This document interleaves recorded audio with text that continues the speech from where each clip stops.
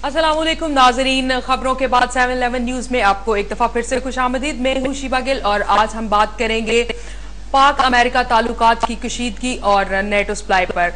आज अमरीकी हुकूमत पे अगर बात करें तो 2004 में अमरीकी हुकूमत ने ड्रोन हमलों का सिलसिला शुरू किया, जिसमें अब तक 40,000 से जायद बेगुनाह लोगों की जानें जा चुकी हैं, जबकि 48 टेररिस्ट किल्ड हुए। इस पर मजीद बात करने के लिए मेरे साथ स्टूडियो में मौजूद है मेरे को एंकर शबीउल हसन आबिदी, और इस्लामाबाद से हमारे साथ गेस्ट मौजूद हैं डॉक्टर अतिया अनायतुल्लाह काफ लीग से, और दूसरे गेस्ट हमारे साथ मौजूद हैं डॉक्टर इस्माइल बुलीदी JUI फे से।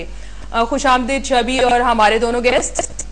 जी शबी, कैसे देखते हैं आप पाक अमेरिका ताल्लुकात की कशीदगी? पाक अमेरिका ताल्लुकात की कशीदगी के हवाले से कशीदगी है, और इस कशीदगी की बुनियादी वजह जो है वो नेटो सप्लाई की जो है वो बंदिश है। लेकिन एक्चुअली कशीदगी भी है और नेटो सप्लाई बंद भी हो गई। हमें अगर अब इस वक्त तवज्जो देनी है तो इस चीज़ के ऊपर तवज्जो देनी है कि इसके बाद के असरात क्या है और पाकिस्तान किन किन हालात में है। अगर तो आज ही का देखें, अमरीकी वज़ीर दिफा लियोन पेनेटा जो है उन्होंने भारत का 2 रोज़ा दौरा किया, और 2 रोज़ा दौरे में अगर हम देखें तो उन्होंने क्या क्या बातें की हैं, तो उन्होंने मुकम्मल तौर पे पाकिस्तान के ऊपर जो है वो प्रेशर बिल्डअप करने की कोशिश की है। अगर तो उनके जो दौरे के मंदरजात हैं जो उन्होंने नई दिल्ली में खिताब किया है उसके ऊपर अगर बात करें तो उनका ये कहना है कि पाकिस्तान में अलकायदा के जो ठिकाने हैं उनके ऊपर ड्रोन हमले जारी रहेंगे।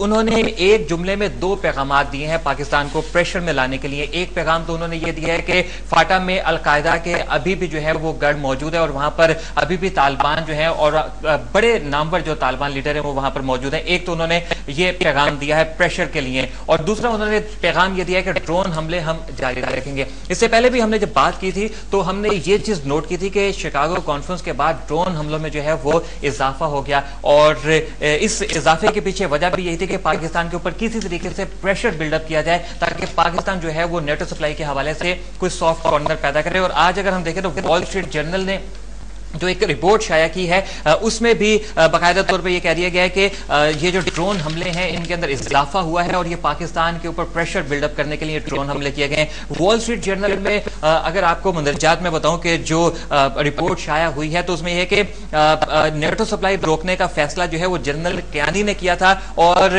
उनको सदर मुमलिकत आसिफ अली जरदारी की हमायत हासिल थी। ये एक जो जुमला वॉल स्ट्रीट जर्नल में बड़ा अहम है।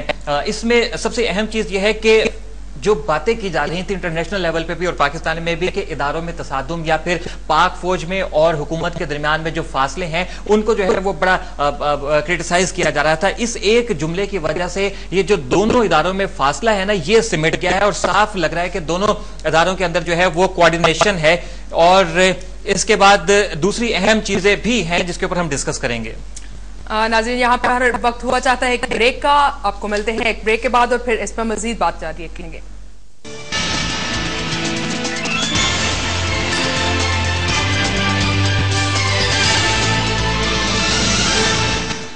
बिजली आए या ना आए, वेव्स कूल बैंक चलता